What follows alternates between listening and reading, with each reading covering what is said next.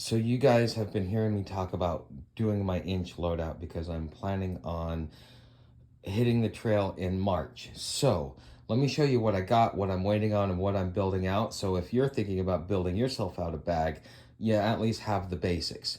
So let's start with my sleep system. So right here is my hammock setup. That is Shanty Life Outfitters. That is a replacement. I have this. This is my Puffer Wolf, but I'm getting this replaced with the top quilt from Enlightened Equipment.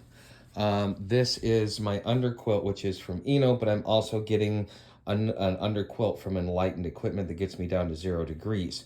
Okay, so with that being said, we also have Sam stuff, which is, we've got her Inferno, which is through Roughwear.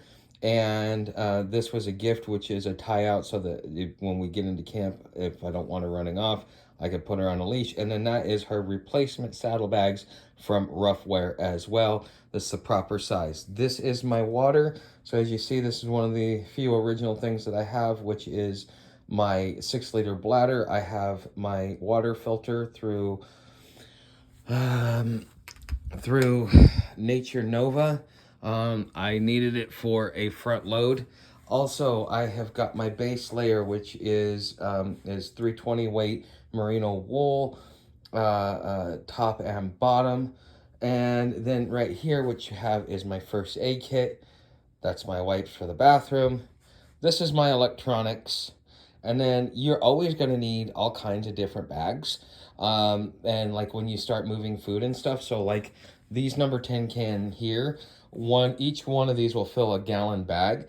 And so that's why you want to keep extra bags around, especially extra dry bags like what I have here. I still have a few that haven't been used, but I'm always using my dry bags and my other bags. So, and then last but not least, we have my trekking poles. Oh, and I forgot.